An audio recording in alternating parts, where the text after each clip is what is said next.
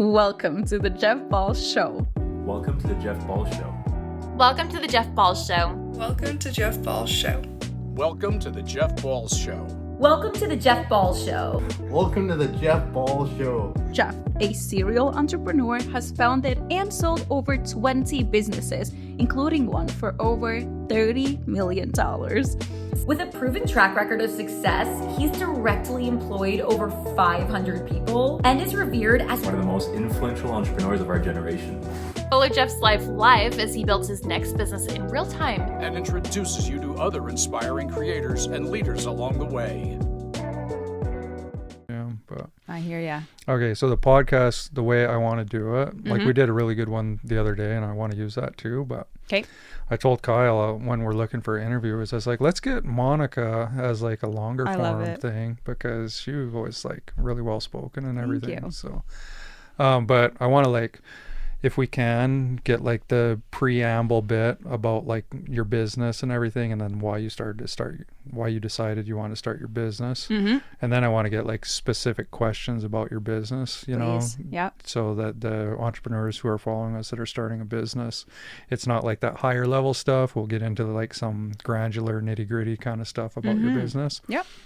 And then after that, I want to be like the person behind the brand kind of thing. Like, let's talk about Monika. And what I'm hoping for is like 2 or 3 little anecdotes, like just little points. And you know, you have these points in your life where things kind of change or your perspective change because of an event or something. Oh, Like, I if got there's- lots of those. If there's any of those, like Yeah. I kind of want to get the person behind the brand kind Yeah. of thing, right? So let's start just by your business. Is you started a gut biome kind of company? Yes, and when you say I started it, I'm definitely an independent consultant of an Okay. already well-established network marketing company. Okay. So it was actually founded in the 80s, which is quite fascinating because this health and wellness, it really is a movement that's progressing. Now it's always been around, but you really are seeing that movement happen. But this is way back when, you know, you're coming out of the 60s and 70s. So to be in the 80s, that's really quite impressive that this founder still had this vision, Peter Mork. And he was in Sweden at the time. And obviously their healthy lifestyle, I think, really did propel that thinking.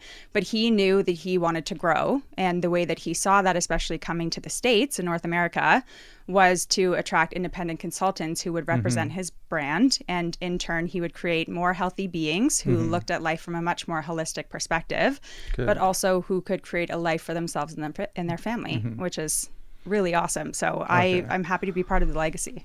So before we get to like the story part, like what's the brand called, and then what does it do, and then like what exactly is it that you're kind of like that you're selling? Yeah, great question. So Arbonne is originally its name. That was a little town in Switzerland. That's where that came from. Okay. Are you Swedish, by the way? Because No, you have a Swedish look to you. So. I'm half German. Oh, okay. Yes, good guess though. And then a quarter Irish.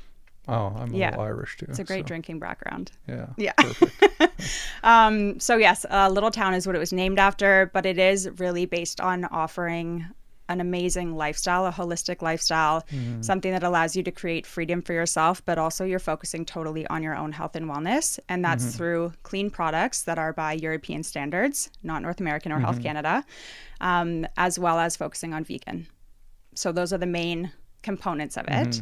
And then it really goes into the whole business aspect of where he really is trying to create this business and legacy through his family and other independent consultants who we now are this giant family together, and how you can create that life for yourself. Okay.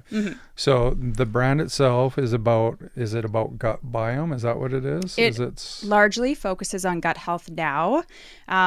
As many brands do, you go through different iterations, right? Originally, it really did start more into the makeup and then skincare. And that was a huge thing for 1 or 2 decades. Okay. But the more that it went on, and just seeing how all of our lifestyles are transforming and coming from the corporate days, it really did transition or pivot into nutrition. Okay. And that's really where I caught it for sure, because like you and I talk about, we often struggle with certain things or noticing things in our health that really weren't aligned when we were grinding. Yeah. When we were getting burnt out. And so that really was like the first thing that stepped me into it. And now, of course, I'm following with the skincare and the makeup. But okay, so it still does sell skincare and It makeup. does, yeah. Okay. So tell us a little bit about how you're living your life, going from day to day. What was it that made you decide to find this brand? Were you looking to be an entrepreneur first and then you found this as a result, or were you looking to like improve your gut biome and your skincare and everything and then you found the brand? Like, how did that happen? How did it become Monika, the person that's like a part of this business? Yeah. I mean, I definitely will thank my parents to start, because they always made sure that us kids were active growing up. And I think that really instilled in us a disciplinary attitude and always a mindset of just move your body no matter what and keep active and healthy. So first and foremost, I definitely have always had that mindset. I'm so grateful for it. But certainly life gets in the way, right? Going to school, you don't have as much time. You can't prioritize certain things, or you think you don't have the budget, so you don't want to put your money towards something that probably you should instead of some other things. And then corporate life happens too after school, and same thing. You're not really prioritizing yourself. And I think after 10 years of that life, it started to catch up with me. And you notice, right? You notice physically, you notice mentally, even spiritually. If you're into that, there's a shift that happens where you understand that if you don't take action to change your life in some way, it will remain the same. And it's not that I was unhappy, don't get me wrong. I think you could put me almost anywhere and I'd be happy and I would live it to the fullest. But there definitely was something missing where I recognized I was not doing things for myself and taking care of myself. And I needed to find something I could do every day that would align and support me to do that. And that was really more freedom and more autonomy. Yeah. Okay, so you found the brand. I did, yeah. And to be fair, also a friend approached me who already had been doing the business and recognized how great she thought I would be at it and how much it would align with my health background. Oh, okay. Yeah. And so tell us about the structure of this. Like, how does it work? Is it, does your friend get a portion of the commission when you sell something? Or like, tell us about that part of it. Yeah, great question. So network marketing is essentially as many independent consultants as possible representing the brand and helping out their own network. So really you act as a coach or a mentor, or you build your own brand. Arbonne's really cool because it's directly efforts based. They are not going to reward you or give you money if you don't actually sell. So it's only based on sales. Now, whether you decide to do that yourself entirely, which I have witnessed independent consultants, I wouldn't recommend it, but I've witnessed it being done, or you decide that you build your own team and then they sell directly, you still sell directly to our network, and then you do get a percentage of what they sell and you get your own percentage of what you sell. But you're not actually compensated for anything else like recruitment. I think that's where a lot of predispositions have come in before with network marketing companies. Yeah. So how are you doing that? And what did you choose to do? Did you choose to go the team route, or is it just, not just, I know that's your little pet peeve, but it's good you're aware now. Yeah. Or did you choose to just, I heard it's going to take a while to get the gist out of there. Yeah, it's a good question. I started on my own first, and I even advised my own team to do the same, because what I recognize too is in life in general, I don't ever want to promote something or to share something unless I've fully gone through that experience myself. So like you that I'm proposing to you and doing this gut reset for 30 days, before you start that, of course, you have no idea what it's about, what it looks like, how it's going to make you feel. How can you authentically go then and share that? So my rule was I have to at least do this first for 30 days and then see how I feel. And once I did that, I recognized the products that really stuck with me. I then committed to doing it every month. Now I'm on month 14 almost, which is crazy.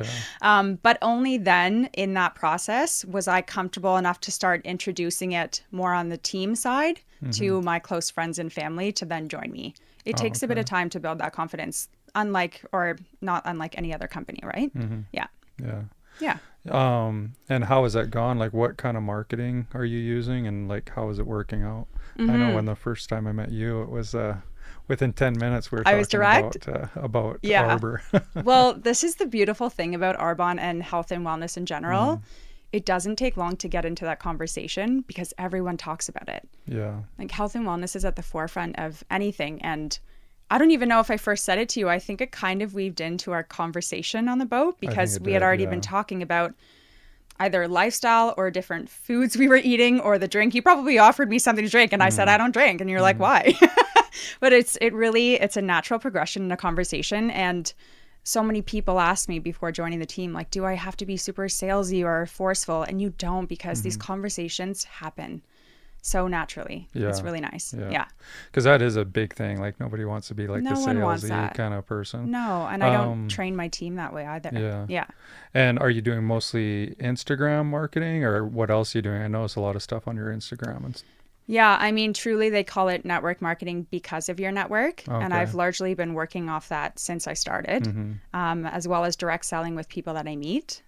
So that's another rule too. I love to get out into the community wherever I'm living, and really just focusing on what other people's habits are and if I can help in that way too, because they're like-minded and it's almost a given that they might, be Seems willing like to you try have that. a wicked good network too. Oh, I Like, do. you're I'm lucky pretty that way. connected. Yeah. But you know that it takes time for yourself to grow that. It doesn't just happen. You really have to leave your house in order to do work that, it right? out. It's, it's not always easy, but there are certain areas or communities you can join that you can probably tell would align more greatly with that. And then, yes, now that I have grown myself to a certain point and I'm literally creating content every single day, which was a conscious choice recently this summer, now I am leveraging something like Instagram more. Yeah. So to grow your network, you said you're like part of these communities and stuff. Like, what are some of those communities and how did you choose them? Yeah. Great question. The number one deciding factor was actually what is the closest to me, like in my proximity of my home. Oh, okay. Because like, that was the easiest that I knew, geographically. geographically, that I could tailor my day towards that and still make it a constant appearance type of thing. So I did everything that I have known to love before about moving to a new city, which is yoga studio, Okay. Pilates, and then really any other health and wellness related store, whether it's like more goods or smoothies, anything like that. I'll go through all of those stores and then just see what type of connection or long lasting agreement I can make. And then I'll stay there. So you literally go to the store and like meet the manager kind of thing? Is Oh, that I what can you're do that saying? too. Yeah. I talk to people shopping. Yeah. Anywhere that I can now, I will discuss it. Yeah. But I often go to events that almost prompt those type of discussions, like the spa today. Okay. Yeah. So tell us like about the spa today. You my go God, to it the was so spa good. and you just like talk to people there? Yeah, How so does this is- that go? So this is a local plug, but Tality is a franchise that opened recently out west. And when I say recently, it's been a few years ago, but they've recently really largely started to expand across the province. What's it called? Tality? Tality. How do you spell it? Tality. Yeah. Tality. Okay. And then they have different names of, I guess, like regions or neighborhoods that they're in. So they started actually with like a secret spot in North Van, and then they did the shipyards, and they started to go into proper neighborhoods, and then they did Mount Pleasant in Vancouver, and now they have a secret spot here in the Forest in Kelowna. So by secret, like, do you have to know somebody to kind of go there? you have to become like almost like a private member or have a membership with them. And then once you've been once, of course, you know where it is, or they will let you know the location once you already sign up and book. Oh, okay. Yeah, so it is a little bit more exclusive, which is nice. And everyone that's going there, it's very intentional about it. They're going in for that same experience, which So is super cool. are they going for the spa experience or the networking experience or what? Yeah, I say what spa, but experience? it's not really a spa.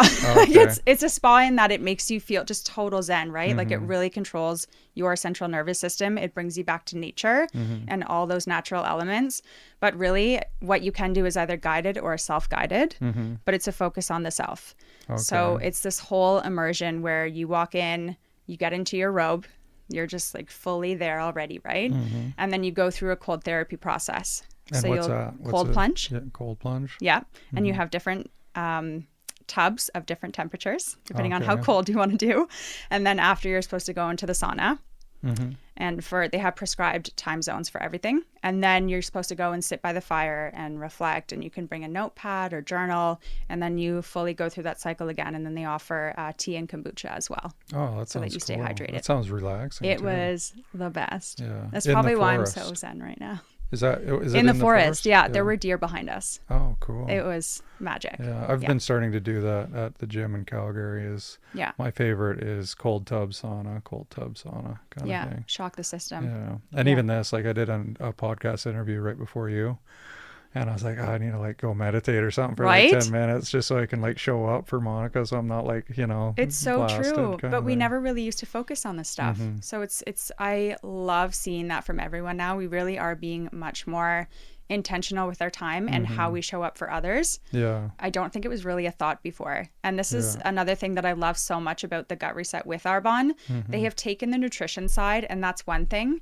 And then there's another thing about food intake and inflammatory foods. But the third component that has really come to help others especially is really focusing on yourself and self-discovery. So it is all of that journaling and how do you calm yourself down? How do you show up for others? Do you need to write down things on paper to get it out? It is encouraging you to take 5 to 10 minutes minimum every single day before you start your day and show up for others to dedicate that to yourself. And that's where this kind of all started. And then you go to these experiences that flesh out more. Yeah. Yeah.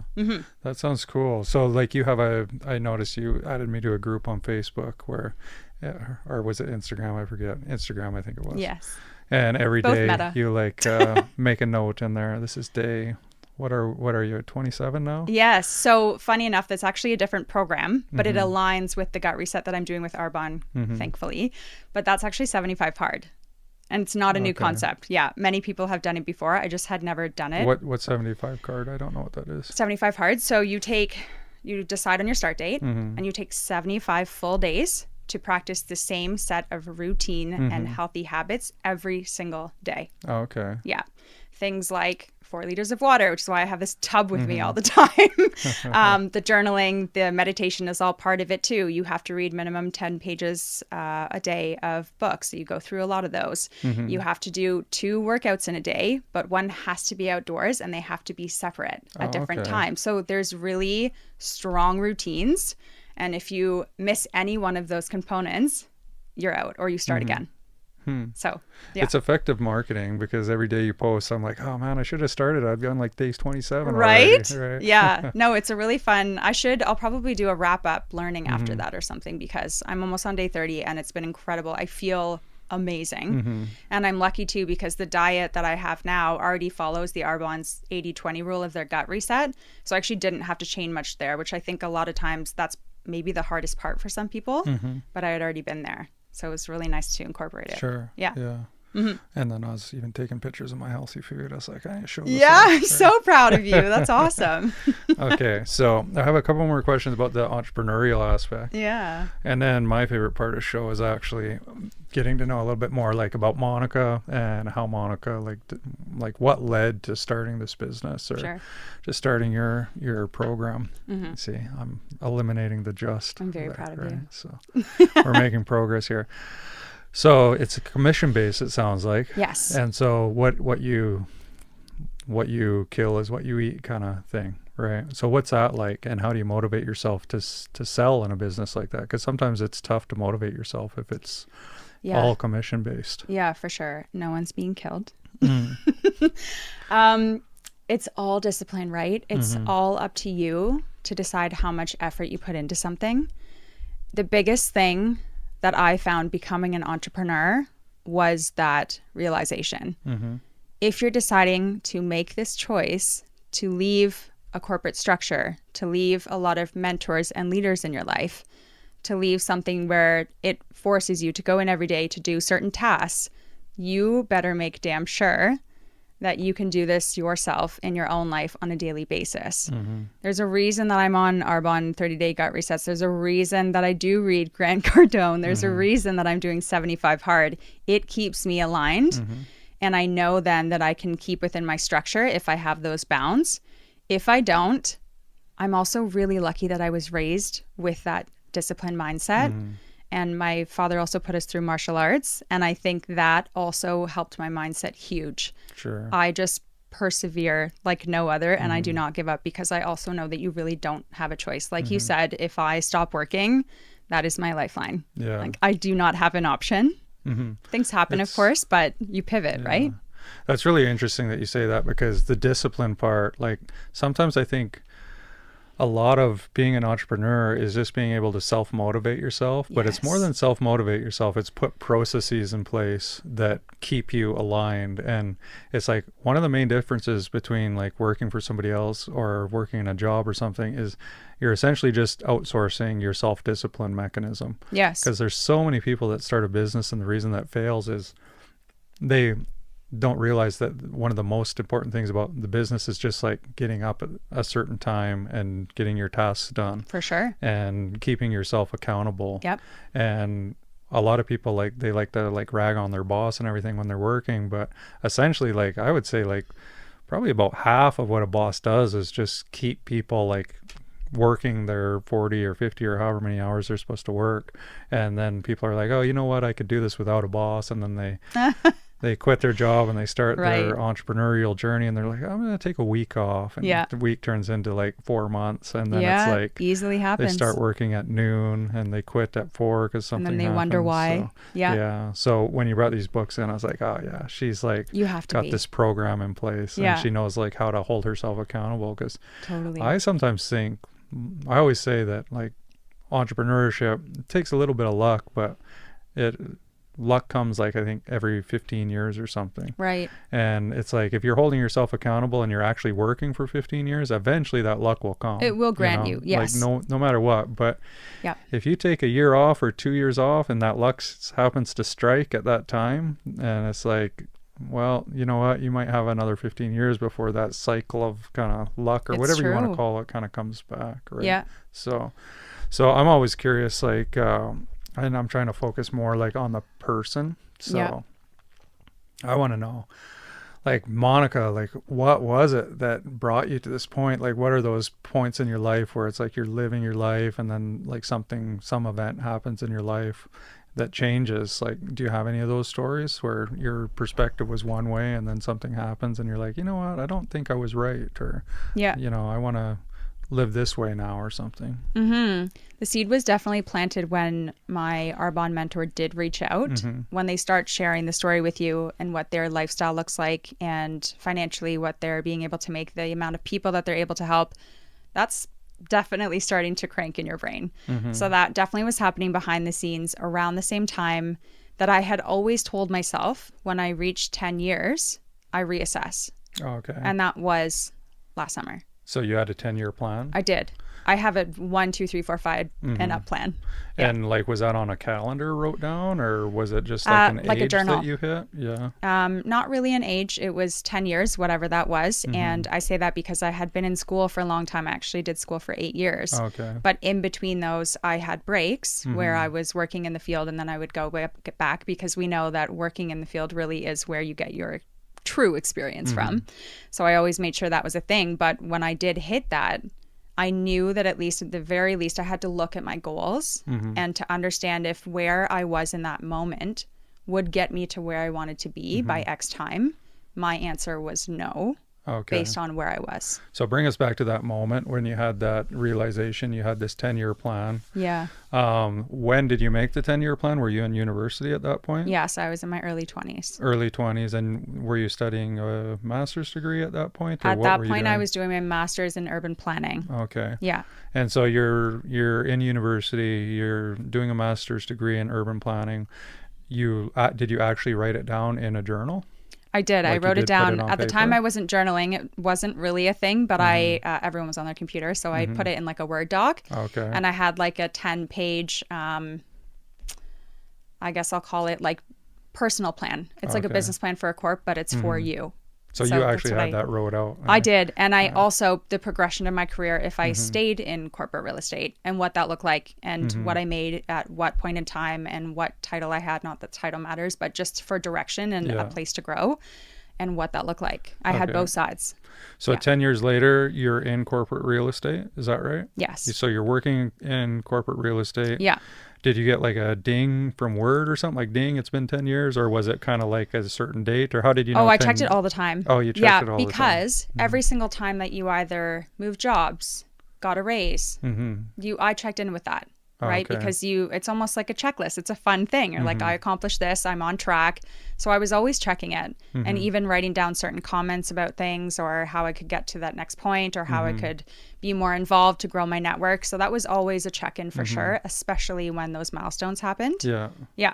So now you're working corporate real estate, 10 years as planned, you're checking your thing. You didn't like the result, or you didn't like where you were headed, or what was the thing that you're kind of like, this isn't working for me? Like, what was it? Yeah. So one of those 10 pages in it was what my life looked like in 15 or 20 years. Okay, so from that point. From that point, Okay. working backwards to the 10-year point that I was at there, I didn't see how I could fill that gap in the timeline that I wanted. Okay. Yeah.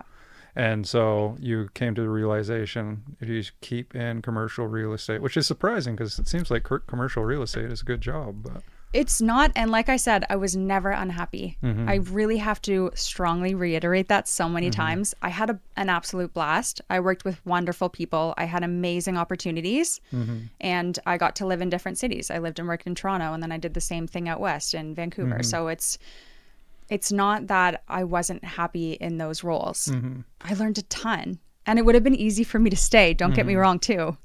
But something else was behind that was telling me you need to change something if you really want to change entirely what your life looks like.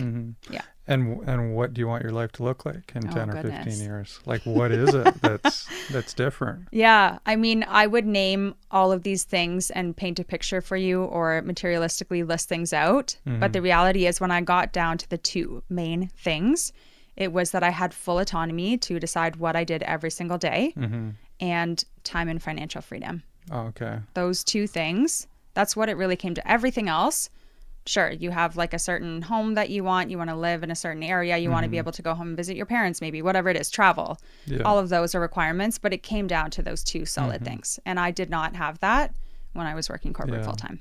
It seems like that's like entrepreneurship just in like a bundle. It's like that's what everybody is looking to get eventually. Yeah. Is like they want freedom. That's like a main thing. Yeah.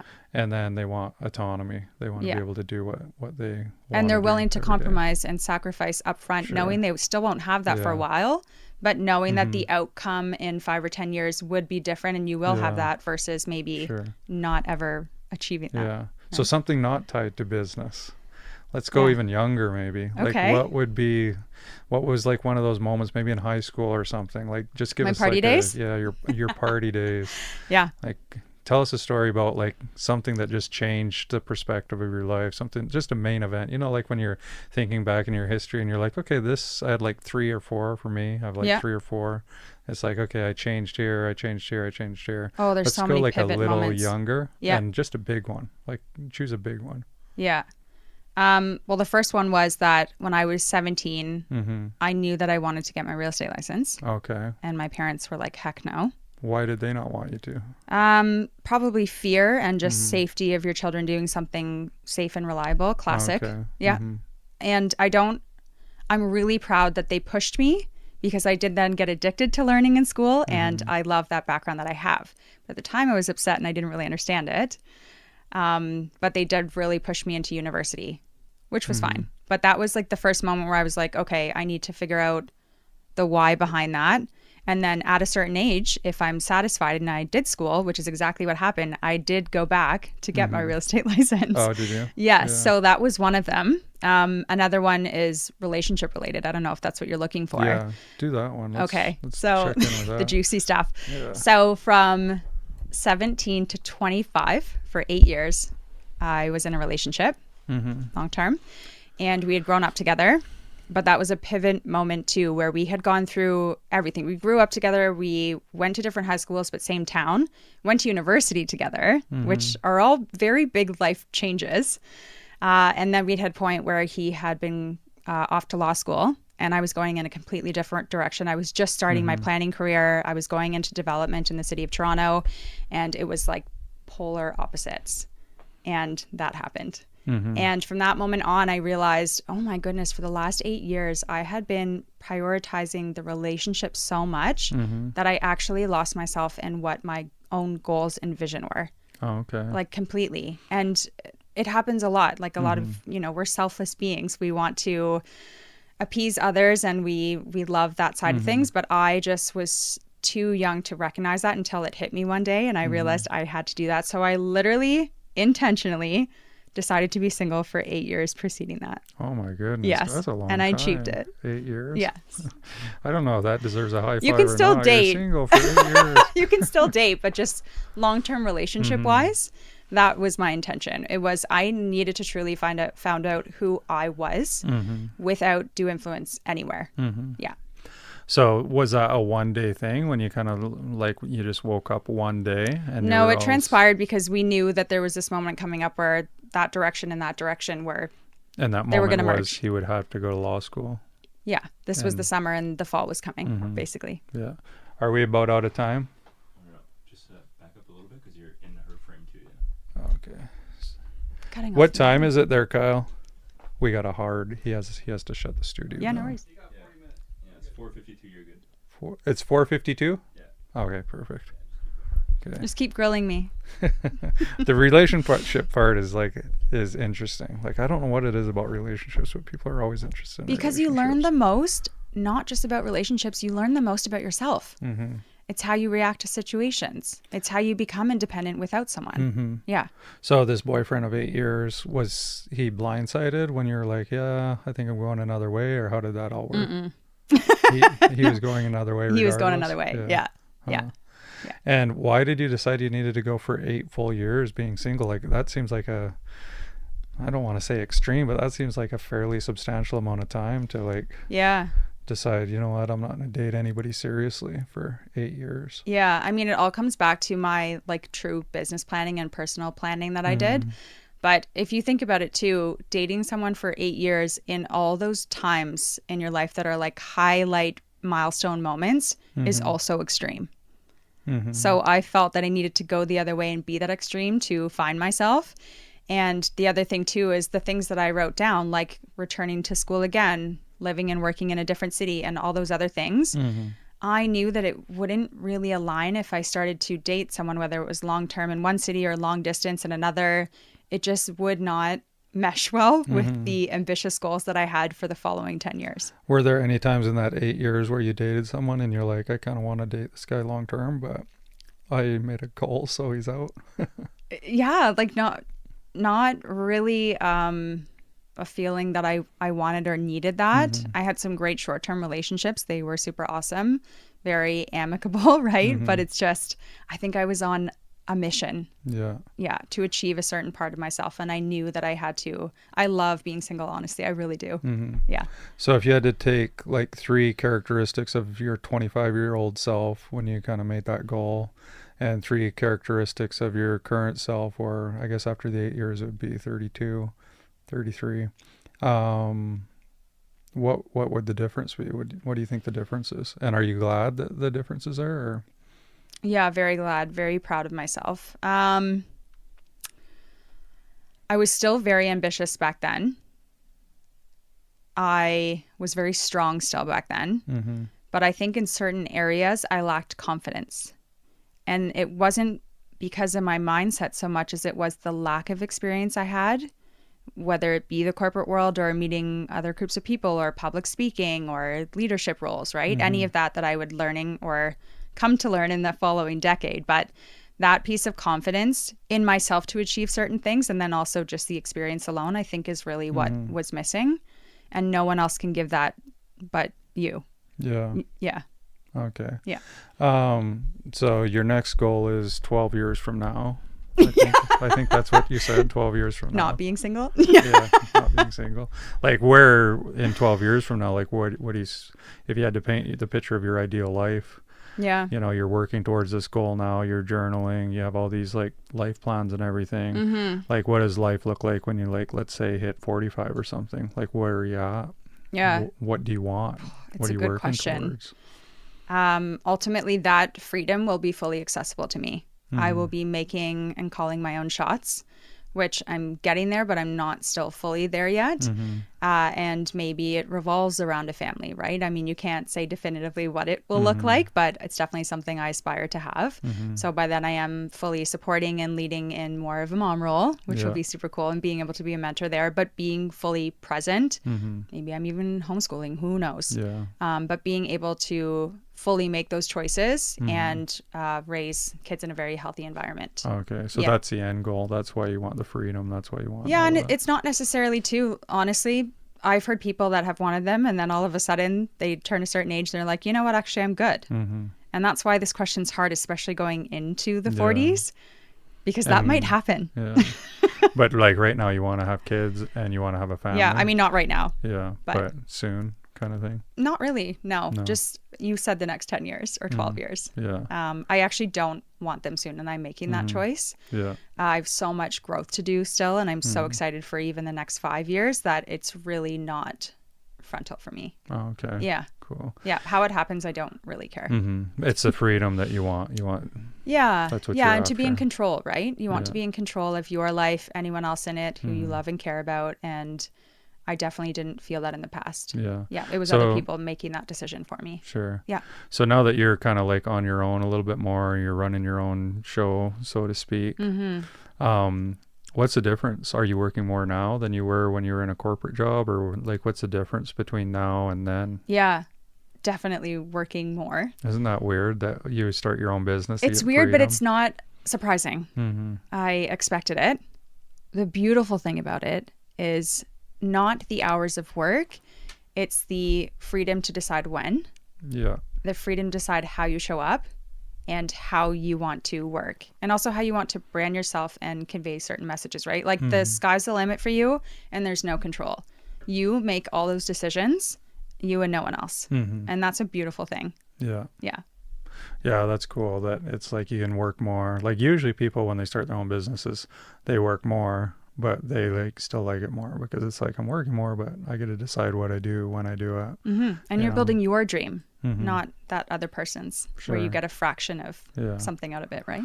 So what would you say to people who are like thinking about starting their own businesses, or people that are like thinking about taking this entrepreneurial journey, or joining somebody's team where it's like you're being an entrepreneur with like a team like Arbor's? What do you think you would like, what advice would you have for them?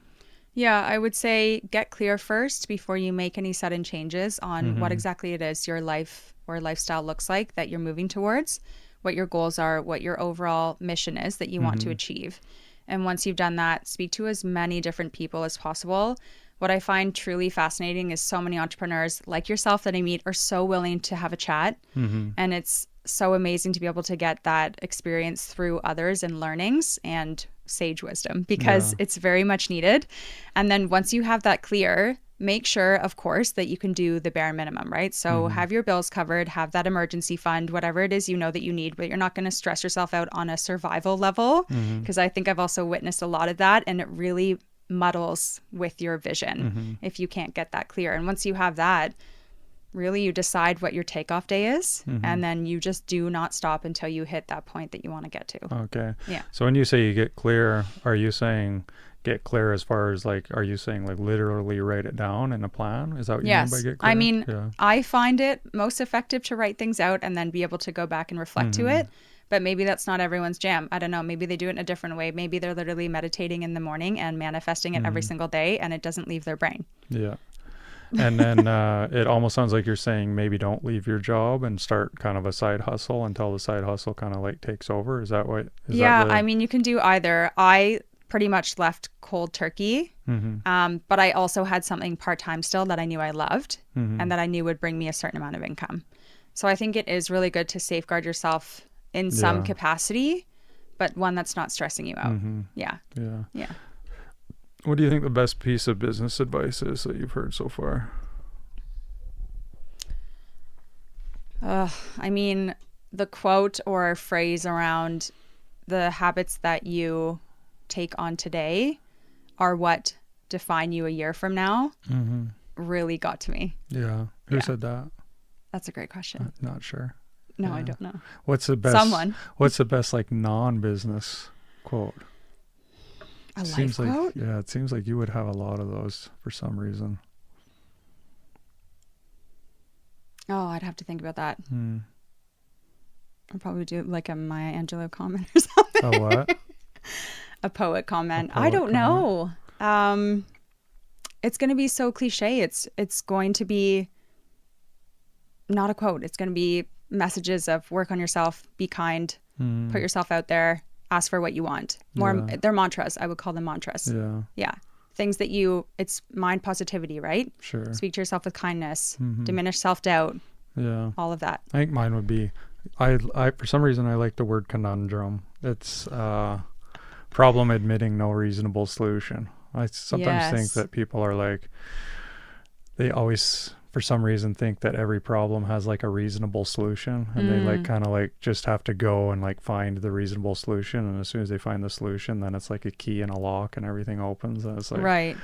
there's like a lot of like paradoxes in the world where it's kind of like sometimes you have a problem and there's just not like a reasonable solution. It's like there's things that exist that are just kind of like, well, there might not really be a solution for that, or if there is a solution, it might not be the one that you want to hear, right? Like, Right. maybe you want to like start a business and have financial freedom and everything, and you want to do that in 2 years, or you want to do that in 5 years and work part-time or something. It's like, oh, you know, maybe not. Like maybe starting a business isn't for everybody because it like takes like so much like grinding and It's so true. and risk and everything. Yeah. And then also like sometimes people start something up new and they work their butts off for 10 or 15 years and it just doesn't happen. And, you know, sometimes that's a risk, you know. Absolutely. I think eventually, usually if you work hard enough for long enough, it definitely works. But like I know in my business, when I started it, I think I was like, I want to say 10 or 12 years in before like I really started to hit the success kind of thing. But before that, like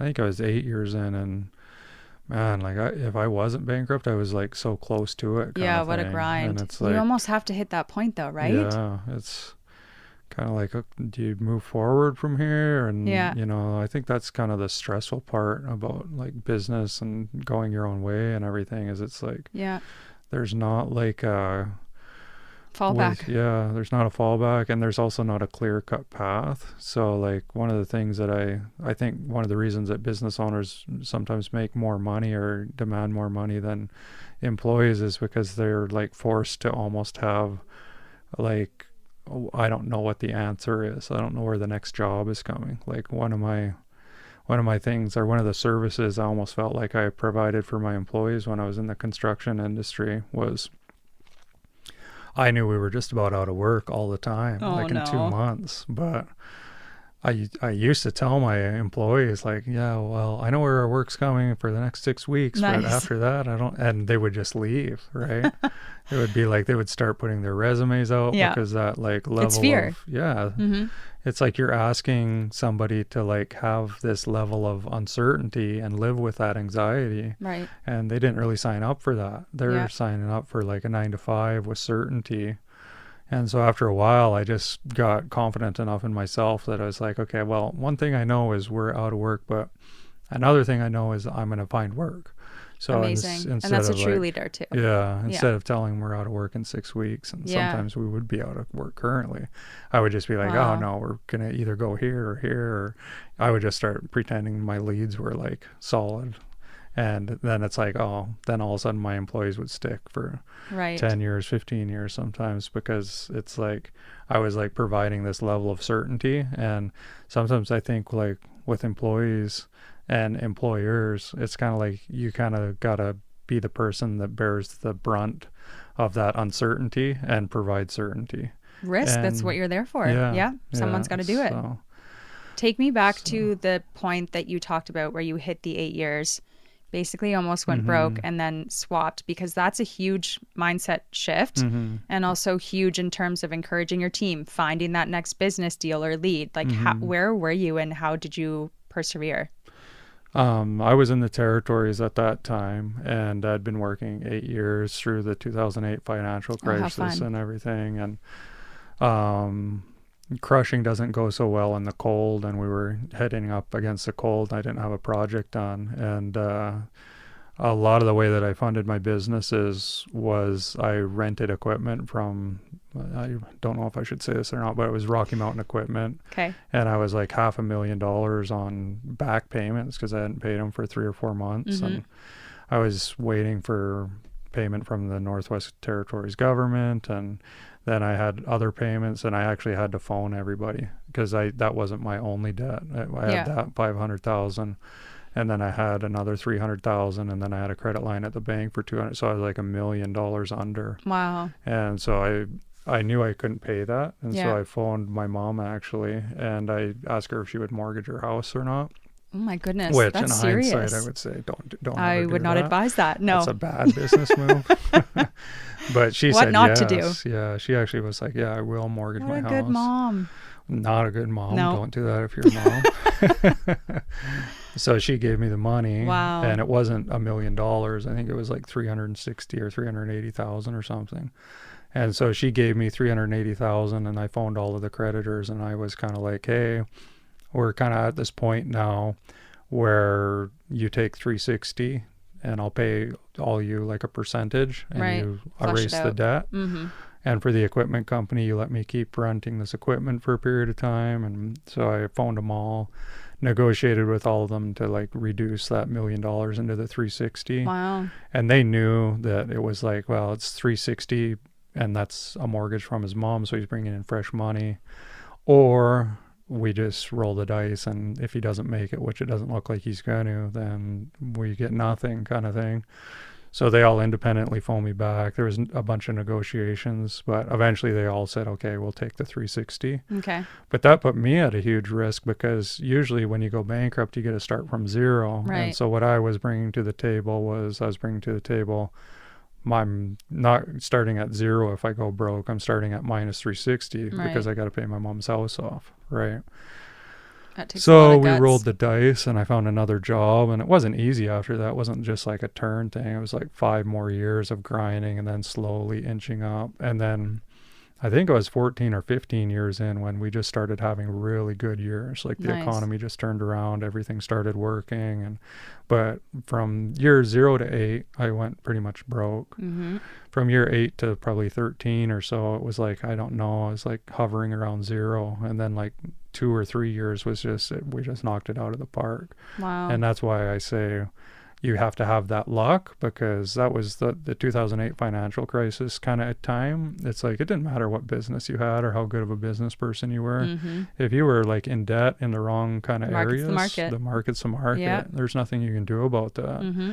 And then the reason I say there's 15 years, you have to have some good luck, is it's like, I put in my time, and it took 15 years. That's a long time. If I would yeah. have quit at 8, I would have been broke. If I would have quit at 13, I would have been broke. Wow. I actually applied to law school at about 12, and I got Yeah? into some pretty good ones. And I was like, maybe I should just go to law school. It's been 12 or 13 years. But then you'd be and- like 150 in the hole too. yeah. And so I decided not to, and then Yeah. everything changed. And so that's why I always say, like, give it 15 years, because Right. it was a lot of it was luck, because my exit was during COVID, and that was just when the government was just pretending like money was just like free for everybody. Totally. Yeah. And so I use that liquidity to exit the business, kind of thing. That's a But beautiful story. this Yeah, was supposed many to be people about need to you, hear that. not me. No, this is a really good lesson, because it's funny. There's lots of companies or individuals you speak to now that do have these 5-year exit plans. Mm-hmm. And to me, that's very short. Yeah, it it's is not short. a long horizon. Yeah. It's cool if you can get there, and some people have.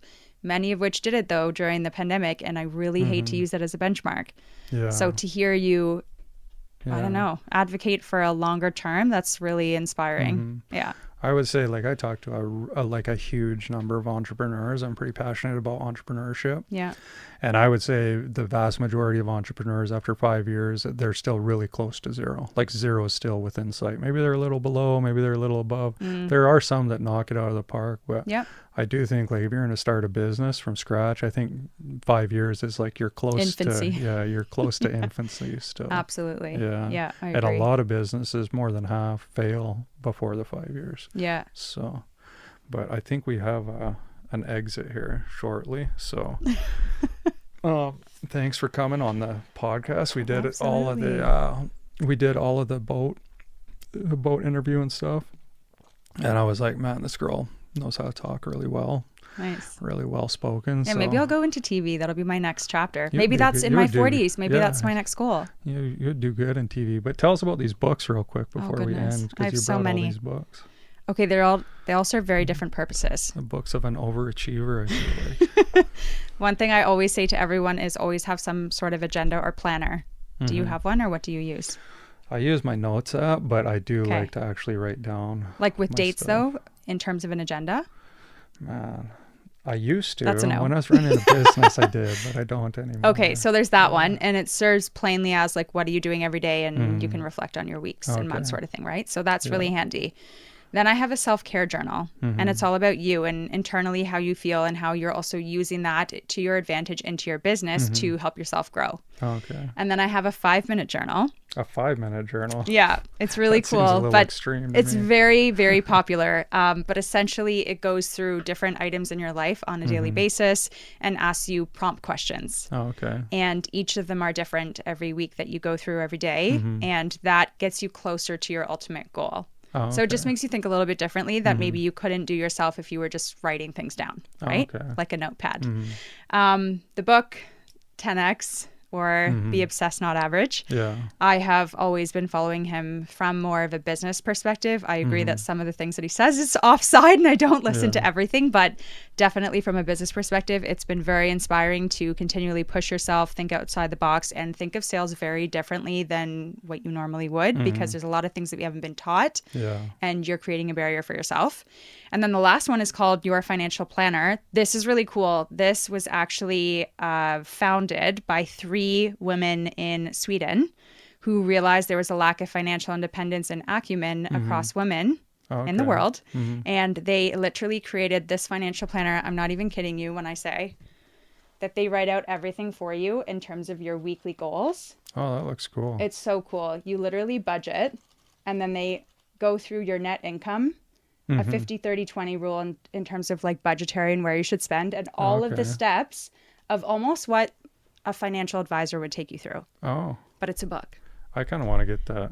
It's so cool. I like the financial planning thing. That's one thing that I do. Like Yeah. once a year, in March, I always have an alarm on my phone. I just do like a personal net worth kind of statement. Yeah, and it's cool to hear that too, because I think a lot of people don't know where to start or what indicators or even KPIs of your own life you're supposed to Yeah. put down. So even with you, like, how do you know how to guide that so that it's measurable to later? Yeah. I always pictured you as being more of a Tony Robbins girl than a Grant Cardone girl. I also love Tony Robbins. Oh, do you? Yeah. Yeah. I listen to a whole bunch of people. Oh, okay. Yeah. Ed Milet, Lewis House, everyone. Yeah. I think Tony's my favorite, but Grant Cardone's more edgy, so he definitely gets Tony more has clicks such a on my- masculine voice. Yeah. He's a really good public speaker. Yeah, he is, for sure. I've done quite a few of his programs, and they work too. Yeah. Yeah. Oh, I believe it. Yeah. Yeah. I make my kids do them too, so. It's the very Hour of beneficial. Power and everything. Yeah. But anyway, I highly recommend some of these, if not all, to incorporate in your life on a daily basis. These do not leave my side. Oh, really? No. They're that close to you? They're that close to me. Yeah. Okay, well, I don't even know your last name. Monika, what is your last name? Rau, R-A-U. R-A-U. Monika Rau, ladies and gentlemen. Well, thanks for coming. Thank you for having Thanks me. for coming on the podcast.